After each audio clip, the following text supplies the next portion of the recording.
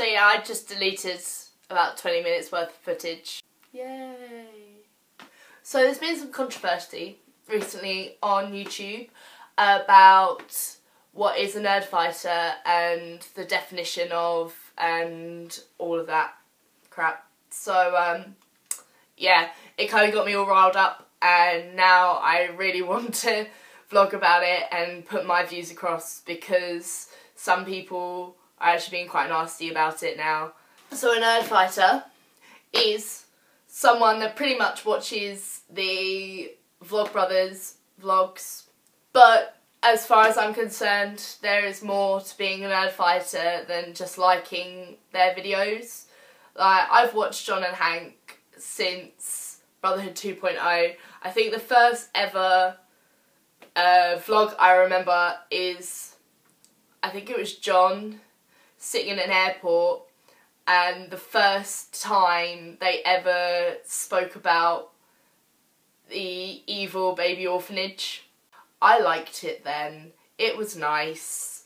We were all nerdy, all together, and there wasn't all these fangirls, or all of these people that are like, well, I want to be a nerdfighter because everybody else is a nerdfighter, and I don't need to, like, I don't need it defining because I know who I am. So yeah, to me, being a nerdfighter is a lot more than just liking the Vlogbrothers. I think I've probably been a nerdfighter since about the age of 14, maybe even earlier than that.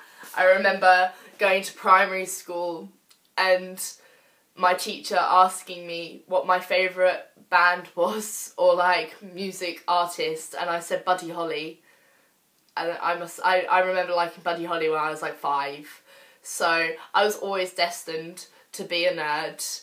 I'm quite geeky, but that doesn't define who I am, and it definitely doesn't define what a nerdfighter is. A nerdfighter is someone who cares about the world around them, wants to better the world, using that collective group to better the world. Think about like Project for Awesome and things like that.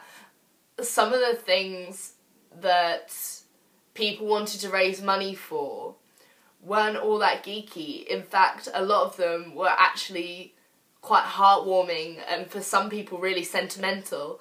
I mean, if you look at Charlie Is So Cool, like, he wanted to do about Alzheimer's because someone in his family had Alzheimer's, and it's a charity that is really close to him. But then you had Jake, who his channel is featured on my channel, so go and check him out. His was about scouting, and we didn't know each other before Stupid Fest, and I looked him up because he was at Stupid Fest and some people had recognised him, so that was obviously like make a beeline for him because you're famous but you haven't got like a crowd of people around you. That wasn't really why. I actually just thought you were quite interesting.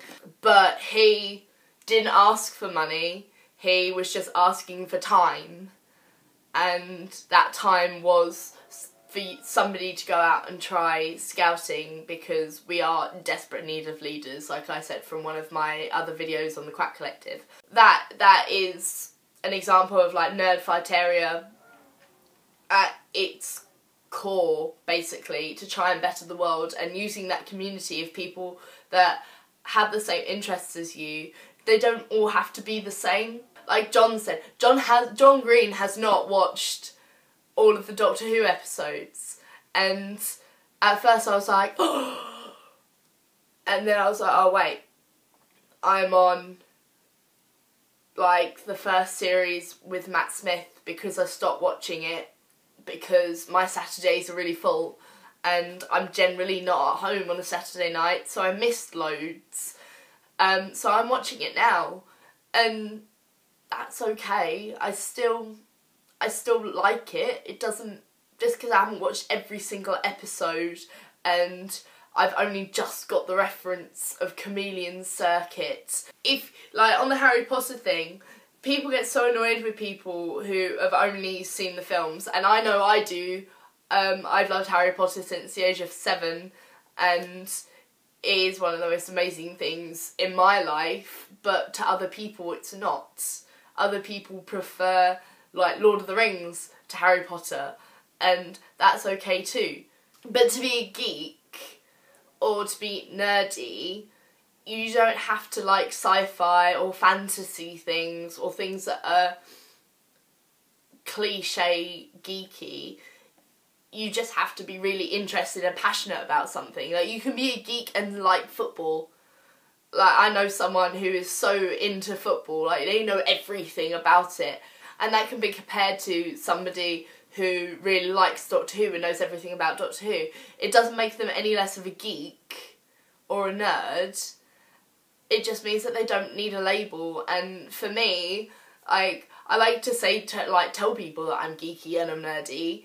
But for me, I need that label. But for other people, they don't. And just because some people on the internet don't call themselves Nerdfighters doesn't mean that people can be nasty to them, or all of John and Hank's fangirls can start having a go at them for not liking something. And that's the same for everybody on the internet. We all just need to be friends. We're all internet friends. We all like the same thing. We all sit there on YouTube and watch other people talk and have a life. Yeah, and I've just seen so many nasty people on the internet over this, like on Tumblr and on the comments of becoming YouTube, and even some of like the YouTubers that they were interviewing. Like, obviously they're all entitled to their own opinions and stuff, but you don't, everyone's just being so closed-minded about things, and you don't need to be. You don't need to be closed-minded, and that's the beauty of being a Nerdfighter, that you embrace everything, you embrace the world, and you know that there is more to life than hate. Because you know what, if you brand yourself as a geek or a nerd, at some point in your life, you've probably been bullied. If you're going to go with the cliche. And to be honest, you should know how it feels, so why do it to other people? But yeah, that's my rant over for today. It went a lot better than my last video, because I spent like 20 minutes ranting about fangirls, and I just, don't get me started. I hope you enjoyed it. Please subscribe. That's my first ranty video. There won't be many of them. I don't generally rant that often, but this is one thing that I felt really passionate about. So yeah, stop being mean to Nerdfighters. And Nerdfighters, stop being mean to other people, because it's not worth it. We should all be one big, happy YouTube family in the world. Because that's why YouTube's so great. Subscribe, follow me on Twitter. You'll get more ranting on Twitter. If you don't want it, if you like my ranting, you can hear me rant on Twitter. I do that quite often. But yeah.